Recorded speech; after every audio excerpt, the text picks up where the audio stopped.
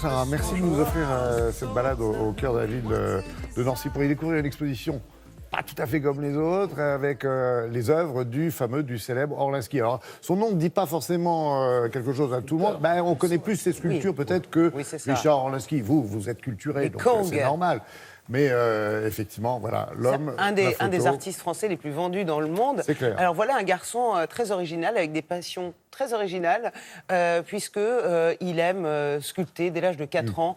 Il offre à sa maîtresse un petit crocodile, un hippopotame. Très vite, son talent est décelé. Mais c'est vrai qu'il se sent un peu original, à l'écart, sur l'itinéraire bis par rapport à ses copains. Puis surtout, il se dit, c'est pas génial pour draguer, etc. Il a fait un bison aussi. Oui, exactement. Et donc, toute sa famille, quand il grandit, il le pousse vers une vie plus normale, on va dire, en disant attention, sculpteur, artiste, c'est pas bon pour l'avenir, ça. Fait de la vache enragée. Design, ok, architecture, pas de problème, l'immobilier même, super, mais fais quelque chose où tu sais que tu vas gagner ta vie, etc. Donc, il essaye d'écouter un peu les parents, la famille, etc. Mais à un moment, on est rattrapé par son talent et ses passions, c'est ce qu'il a fait. Donc, il commence avec ses sculptures. On connaît maintenant très bien ces grands singes, là, le Kong en résine rouge monumentale. Voilà, il a des sculptures monumentales. Ça plaît d'ailleurs assez rapidement dès qu'il commence. Il commence sur le tard et il est très vite repéré par Sharon Stone, par Pharrell Williams.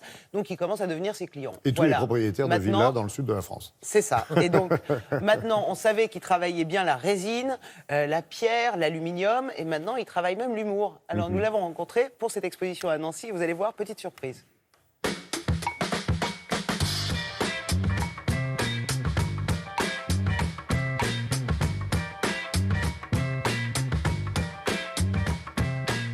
Dans le milieu artistique, c'est assez rare de voir des expositions gratuites à ciel ouvert. C'est un peu une manière de casser les codes aussi et de partager avec des gens qui ne sont pas forcément des érudits, avec une émotion directe assez immédiate. Je voulais me lancer dans une carrière artistique, sauf que j'avais pas de sous, et donc j'ai été dans une filière beaucoup plus traditionnelle pour faire de l'alimentaire, comme on dit. Et puis à un moment de ma vie, j'ai décidé de tout plaquer pour revenir à l'essentiel, ce que j'avais envie de faire vraiment dans la vie. Et j'ai commencé par la sculpture, et du coup ça a très bien marché.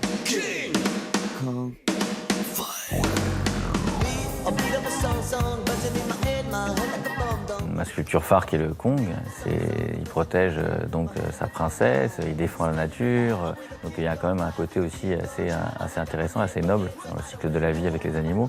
Et moi j'essaie un petit peu de magnifier tout ça parce que je change les proportions, je change des couleurs, donc je fais des choses qui n'existent pas, donc ils sont le pur fruit de mon imagination. Je corrige la nature en essayant de trouver des choses qui me semblent à mon goût ou à mon avis peut-être plus esthétiques, plus parlantes, plus puissantes. Dans la vie du sculpteur. Et là, vous vous dites, mais alors, qu'est-ce qu'il fout sur scène ? Un des derniers maillons qui manquait, c'est effectivement la scène. Dans ce spectacle, j'essaie de raconter ma vie à travers des anecdotes de l'histoire de l'art, mais surtout des échecs, parce que les failles sont beaucoup plus intéressantes et beaucoup plus drôles que ce que tu réussis. Ah, Corinne, qu'est-ce que je l'ai aimé, celle-là ? Non mais je plaisante, c'est pas vrai. M'amuse à moi, c'est vous. Et c'est pour ça que vous allez m'aider. À poil, ça commence bien. Quelque part, c'est un peu l'histoire de ma vie.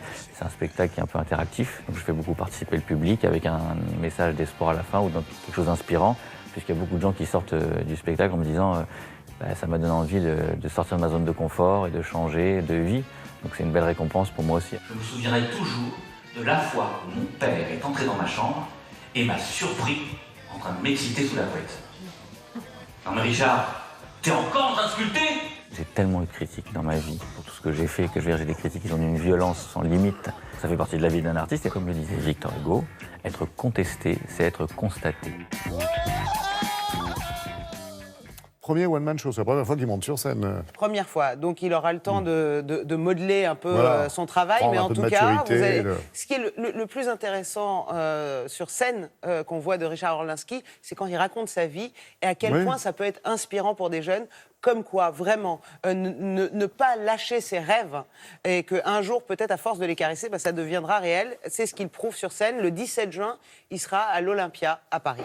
Voilà. Et Nancy qui nous prouve que la vie peut être une scène ouverte, effectivement. Absolument. Ce qui se fait de plus en plus. Merci Exposition beaucoup. gratuite, plein air, bien il faut sûr. bien le dire quand même. Merci beaucoup, Sarah, pour cette jolie balade et cette découverte pour certains. On va